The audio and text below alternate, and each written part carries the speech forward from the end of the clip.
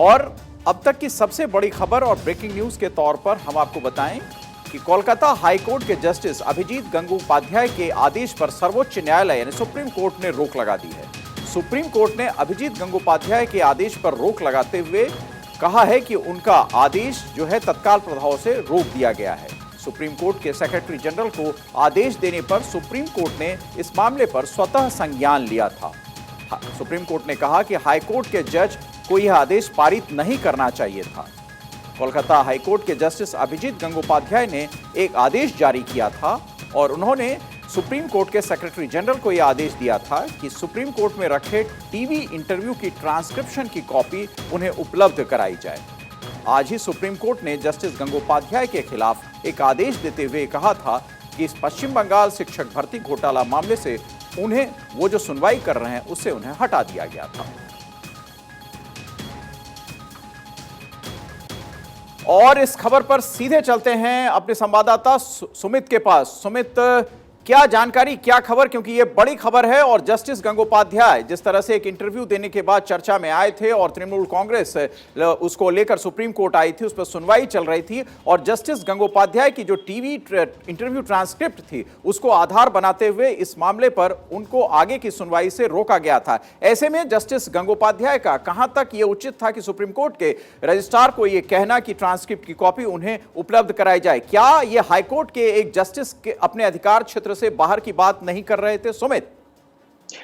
देखिए अमित जी, बिल्कुल अधिकार क्षेत्र से तो बाहर था ही और ये कंट्रोवर्शियल ऑर्डर एक तरह से पास किया गया था हाईकोर्ट के जस्टिस अभिजीत गंगोपाध्याय की ओर से, क्योंकि आज ही सुप्रीम कोर्ट ने इस मामले में उनके खिलाफ एक आदेश दिया था जिसमें पश्चिम बंगाल शिक्षक भर्ती घोटाले मामले में वो सुनवाई कर रहे थे और ममता बनर्जी के जो भांजे हैं इस पूरे मामले में उनको उनके केस से हटने का आदेश सुप्रीम कोर्ट ने दिया था। माफ कीजिएगा, इस पूरे केस में सुप्रीम कोर्ट ने कोलकाता हाई कोर्ट के एक्टिंग चीफ जस्टिस को कहा था कि उनको केस से हटाया जाए और दूसरी बेंच के पास ये पूरा मामला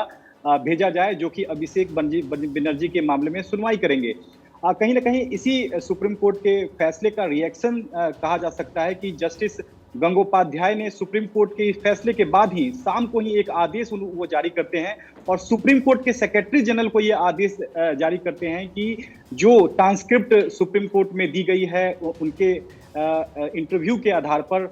जिनमें उन्होंने मीडिया को इंटरव्यू दिया था, उस ट्रांसक्रिप्ट की कॉपी उन्हें आधी रात तक यानी कि आज ही 12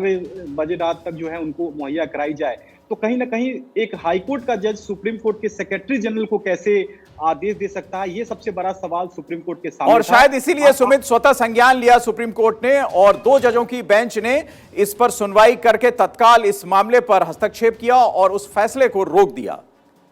जी निश्चित तौर पर देखिए, आनंद फानन में सुप्रीम कोर्ट ने जस्टिस बोपन्ना और जस्टिस हिमा कोहली की 2 जजों की बेंच का गठन किया। 8:15 बजे यह सुनवाई शुरू हुई है। सॉलिसिटर जनरल को बुलाया गया। सॉलिसिटर जनरल तुषार मेहता ने कहा कि हाईकोर्ट का इस तरह से आदेश पारित करना दुर्भाग्यपूर्ण है, लिहाजा इस मामले में जिस तरह से हाईकोर्ट के जज का आदेश है वो आदेश नहीं पारित करना चाहिए था जज को, जिसके बाद 2 जजों की बिल्कुल सही कह रहे हैं सुमित। और लगता है कि सुप्रीम कोर्ट ने तुरंत प्रभाव से इस मामले पर स्वतः संज्ञान लेकर हाईकोर्ट के जज के उस फैसले पर रोक लगा दी है। शुक्रिया सुमित, आप नजर बनाए रखें इस खबर पर, आगे जो भी प्रतिक्रिया सामने आती है।